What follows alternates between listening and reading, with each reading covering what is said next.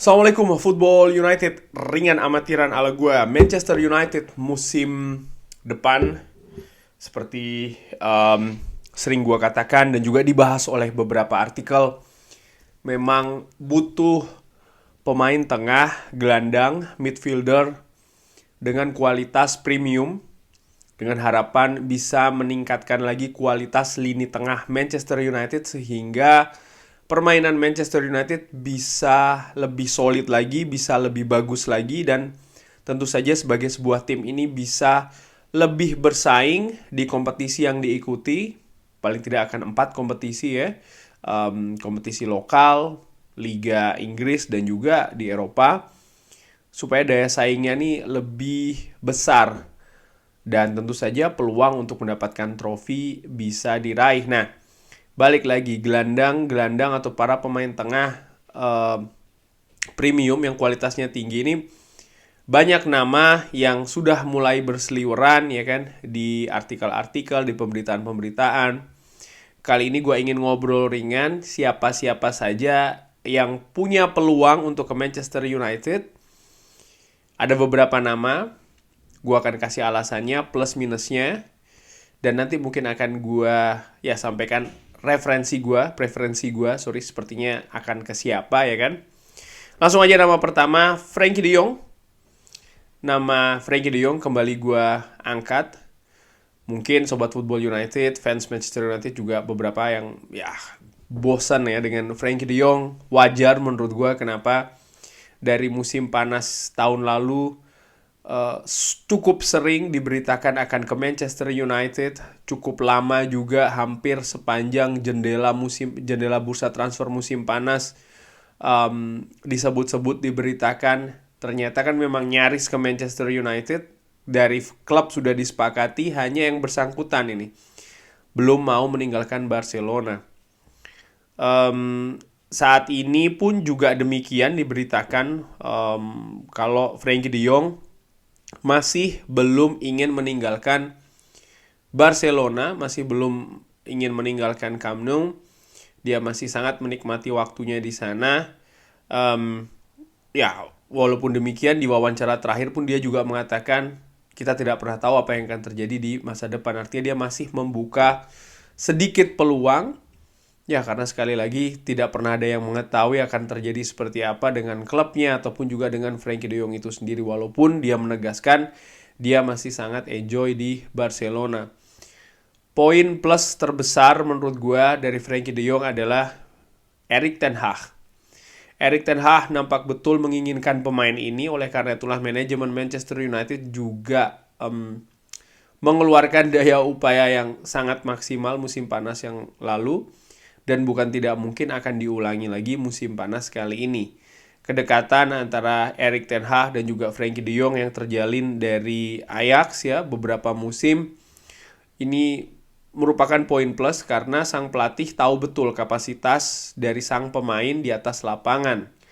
Dan bukan itu saja, Erik ten Hag mengenali betul karakter dari Frenkie de Jong di luar lapangan, sehingga informasinya lengkap nih bagi seorang Erik ten Hag kenapa dia menginginkan Frenkie de Jong di permainannya, di sistem yang ingin dibangun di Manchester United. Kalau gue ambil dari WhoScore, karakteristik dari Frenkie de Jong, passing merupakan sisi terkuatnya, dribbling juga, konsentrasi, visi bermain tentu saja menurut gue ini yang menjadi poin plus cara dia bermain. Bahkan disebut-sebut di media Belanda kalau Frenkie de Jong ini salah satu pemain terbaik mungkin setelah Johan Cruyff, saking besarnya talenta dari sang pemain itu sendiri. Namun menurut gue halangan terbesar dari Frenkie de Jong adalah Frenkie de Jong itu sendiri masih belum mau meninggalkan Barcelona. Cuman kita tidak pernah tahu ya apa yang akan terjadi di paling tidak mulai dari musim panas nanti. Segalanya walaupun kecil menurut gue masih ada peluang untuk terjadi perubahan. Oke. Itu tadi Frenkie de Jong. Nama kedua, gelandang Belgia yang saat ini memperkuat Leicester, Youri Tielemans. Youri Tielemans menurut gue juga merupakan gelandang yang cukup bagus, berpengalaman di Liga Inggris tentunya. menjadi motor serangan playmaker dari Leicester. Sudah beberapa musim, artinya dia sudah beradaptasi betul, bukan hanya dengan Leicester, tapi juga dengan kompetisi Liga Inggris, negara Inggris, media-media Inggris. Dia sudah tahu nih. Jadi ketika dia nanti katakanlah pindah ke Manchester United, adaptasinya nggak perlu banyak-banyak ya. Yang menarik dari gelandang Belgia ini adalah selain usia yang 25 tahun menuju usia puncak dari pemain sepak bola tentu saja, yaitu kontrak nih akan berakhir 2023 di musim panas. Artinya ya dia akan lepas secara gratisan musim panas ini kan, ya begitu, karena memang sampai dengan sejauh ini berita yang gue dapatkan belum ada kesepakatan kontrak baru antara Youri Tielemans dan juga Leicester. Sehingga di musim panas nanti ya kalau menurut aturan, menurut gue ya dia bisa cabut dengan gratisan. Youri Tielemans musim ini merupakan pusat, menurut gue salah satu pusat kreativitas dari Leicester, utamanya di lini tengah. Tentu saja dengan James Maddison, ini statistik big chances created sampai dengan sejauh ini Youri Tielemans memimpin dengan 8. Youri Tielemans area bermainnya lebih di sisi sebelah kanan. Ini sama seperti Casemiro kalau di Manchester United, dan juga Scott McTominay ya, gelandang pivot yang area operasinya lebih di sebelah kanan. Ini merupakan salah satu faktor yang menurut gue juga menarik ya, seperti gue sebutkan, Casemiro juga sering bermain di daerah gelandang sebelah kanan. Selain big chances created, akurasi passing per game Youri Tielemans di Leicester ini juga cukup bagus. Bahkan dia ini ada di ranking 3 setelah 2 defender. Key passes-nya pun juga di Leicester berada di 3 besar. Sehingga menurut gua pemain ini sekali lagi pemain kualitas ya, berkualitas bagus, dan turunnya kualitas permainan Leicester musim ini menurut gua salah satu faktor terbesarnya ya penurunan permainan dari Youri Tielemans juga. Tapi apakah ini berarti dia akan turun terus ke bawah? Gue tidak berpikir demikian. Bisa jadi kenapa permainan musim ini tidak sebagus musim lalu atau bahkan musim-musim sebelumnya ya, karena status dari Youri Tielemans sendiri yang nampaknya ditahan oleh Leicester, belum boleh pergi kemana-mana nih. Walaupun ada konsekuensi, Leicester akan kehilangan pemain ini mungkin secara gratisan di musim panas nanti. Tapi gue tetap melihat sekali lagi Youri Tielemans ini salah satu pemain tengah bagus ya, dia sudah punya pengalaman di Liga Inggris, bisa mengalirkan bola dengan bagus dari belakang tengah ke depan, ya menjadi pemain yang sosoknya atau kualitasnya mungkin dibutuhkan oleh Manchester United di lini tengah. Sebelum lanjut, gue mau ngopi dulu sebentar, bismillah. Nama selanjutnya, nama yang sempat dihubungkan ke Manchester United beberapa musim lalu, tapi musim ini atau paling tidak beberapa waktu belakangan ini kembali nih dihubung-hubungkan walaupun masih tipis-tipis. Kapten dari West Ham United, Declan Rice. Declan Rice, pemain berusia 24 tahun ini kontraknya akan habis tahun depan. Sehingga kalau memang kesepakatan tidak dicapai, ini masih dia punya opsi perpanjangan 1 tahun ya.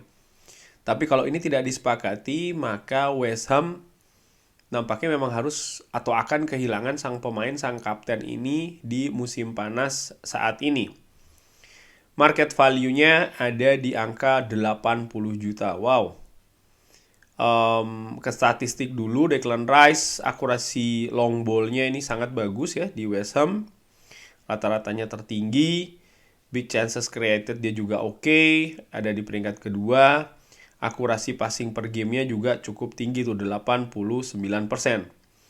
Area bermainnya berbeda dengan Casemiro yang lebih di sebelah kanan, Declan Rice ini ada lebih di sebelah kiri. Karakteristiknya cukup banyak, kekuatannya long shot, aerial duels, dia sering memenangkan duels ya. Passing, dribbling, ball interception, concentration, blocking the ball. Banyak faktor yang memang Declan Rice ini unggul terutama faktor-faktor yang memang dibutuhkan Manchester United di lini tengah ya. Bagaimana gue melihat Declan Rice, pemain ini pemain matang, baik itu secara teknis maupun juga non-teknis, artinya karakter. Dia sudah membela tim nasional Inggris, dia merupakan kapten dari West Ham United. Walaupun saat ini West Ham juga sedang berjuang untuk bisa lepas dari zona degradasi, tapi gue melihat peran sentral dari Declan Rice ini sudah sangat teruji di kompetisi Liga Inggris bersama West Ham United tentu saja. Dan gue juga melihat kalau Declan Rice sebagai seorang pemain ingin mendapatkan hal yang lebih, artinya trofi ya, maka memang pindah dari West Ham ini merupakan opsi yang harus dilakukan, karena secara realita cukup sulit bagi West Ham untuk bisa memenangkan trofi baik itu di kompetisi lokal ataupun kompetisi Eropa yang diikuti. Nah, momentum tersebut untuk pindah Declan Rice seperti yang sering dibahas oleh beberapa media dan gue juga sepakat ada di musim panas saat ini, di mana kontraknya akan tersisa 1 tahun lagi. Kesepakatan sampai dengan sejauh ini belum diraih dengan klub, dan nampaknya memang Declan Rice membuka lebar nih peluang untuk bisa meninggalkan West Ham United. Bagaimana kalau dia bergabung di Manchester United, melihat dari kualitas yang ditunjukkan selama ini, karakternya juga bagus, dia sudah punya sisi adaptasi lah ya, karena dia orang Inggris, membela lama klub Inggris. Menurut gue tidak akan ada masalah dari sisi teknis dan juga non-teknis. Hanya saja mungkin harga nih ya. West Ham tentu saja tidak ingin kehilangan dengan harga murah, walaupun kontrak akan tersisa 1 tahun lagi, tapi West Ham tentu saja akan berusaha untuk mendapatkan ganti yang juga punya kualitas lebih baik, atau ya paling tidak sama dengan Declan Rice, sehingga West Ham juga membutuhkan income yang lebih nih dari penjualan Declan Rice. Kalau mengenai nanti bermain dengan pemain-pemain Manchester United utamanya di tengah, gua pikir tidak akan jadi masalah ya untuk pemain seperti Declan Rice ini bergabung dengan dressing room, juga menurut gua tidak masalah melihat karakternya ya, pemain yang sudah dewasa ya. Bermain dengan Casemiro mungkin di lini tengah bisa jadi opsi yang menarik bagi Declan Rice kalau seandainya ke Manchester United. Dan nama lainnya, bergeser ke nama lainnya, ini dia gelandang muda yang juga sering disebut-sebut di media saat ini dan dikaitkan juga secara tipis-tipis ke Manchester United, Jude Bellingham. Gelandang muda ini sedang naik daun bersama dengan Borussia Dortmund dan juga tim nasional Inggris di Piala Dunia Qatar kemarin. Kemampuannya luar biasa, secara teknis pemain ini juga menurut gua walaupun masih muda terlihat betul ada bakat dan juga talenta besar di sana. Hanya saja yang menarik, ternyata Jude Bellingham ini sempat dikabarkan akan ke Manchester United sebelum dia pindah ke Borussia Dortmund dari Birmingham. Kabarnya bahkan dia sudah sempat datang ke Carrington sampai bertemu juga dengan Sir Alex Ferguson. Kabarnya kalau gue tidak salah demikian. Namun ternyata dia lebih memilih ke Borussia Dortmund. Padahal Manchester United sempat membuat tawaran 25 juta pounds yang pada saat itu dia masih sangat muda sekali, dan angka itu sebenarnya sudah tinggi. Artinya Manchester United tahu betul ada bakat yang luar biasa, ada talenta yang sangat tinggi ya dari pemain ini, tapi sang pemain justru memilih ke Borussia Dortmund. Apakah kali ini dia ingin atau mau ke Manchester United? Menurut gua ini tanda tanya besar. Kenapa? Karena pada saat itu kenapa dia menolak? Padahal klub jelas-jelas menunjukkan keseriusannya, ketertarikannya ke sang pemain, tapi sang pemain lebih memilih ke Bundesliga. Dari sisi karakter, kalau karakter permainan ya, gue ambil dari WhoScore.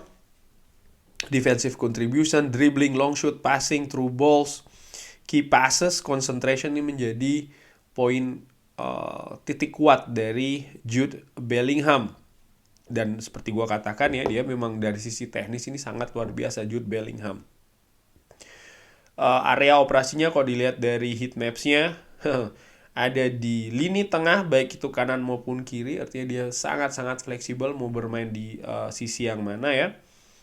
Pemain berusia 19 tahun ini di Transfermarkt valuasinya sudah lebih dari 100 juta, 110 juta. Ini akan sangat tinggi sekali.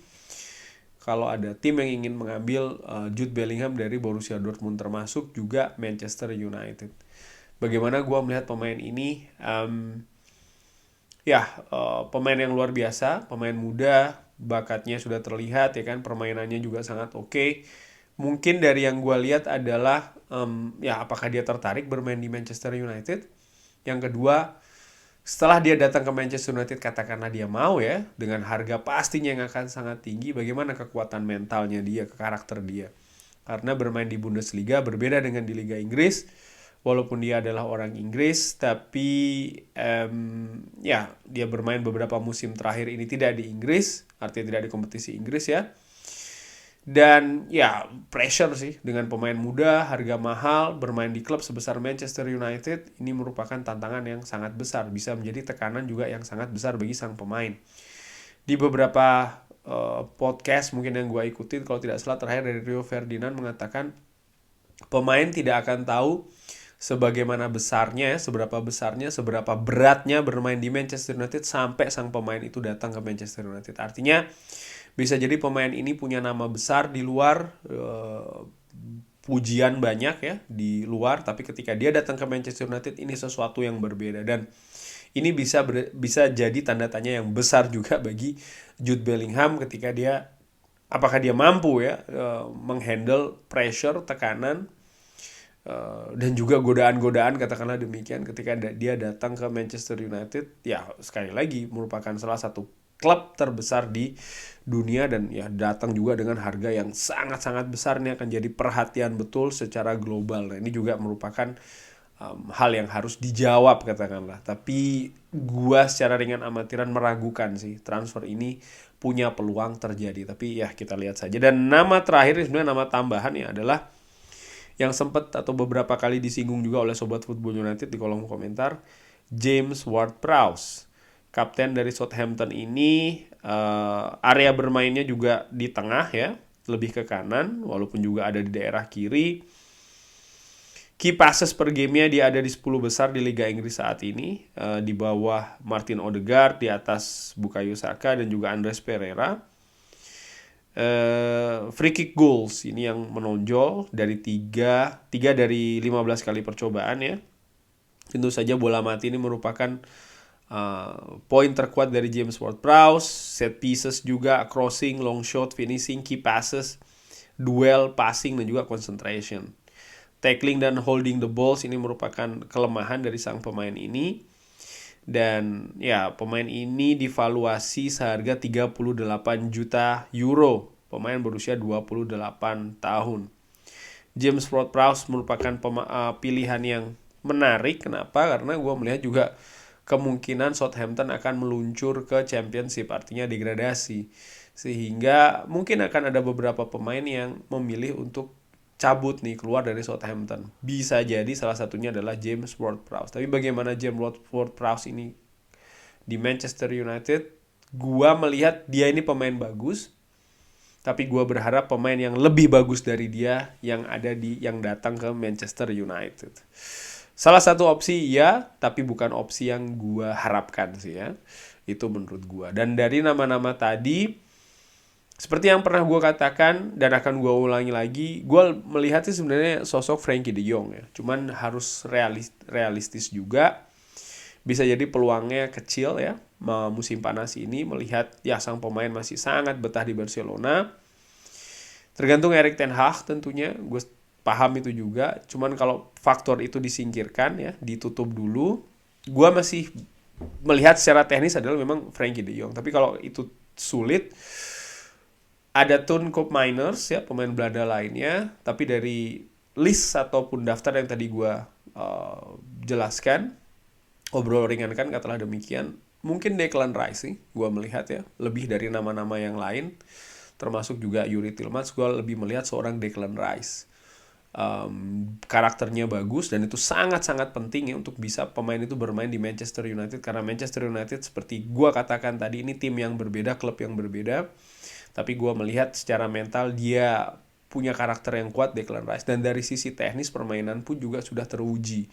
Sehingga kalau datang ke Manchester United mungkin gue pikir ini akan menjadi atau bisa mengangkat lagi kualitas lini tengah Manchester United, utamanya di sektor pivot, bermain bersama dengan Casemiro tentunya. Tapi sekarang gue ingin dengar dari Sobat Football United, dari nama-nama tersebut, siapa yang Sobat Football United ingin datang ke Manchester United, kenapa alasannya? Drop di kolom komen. Terima kasih sudah menyaksikan.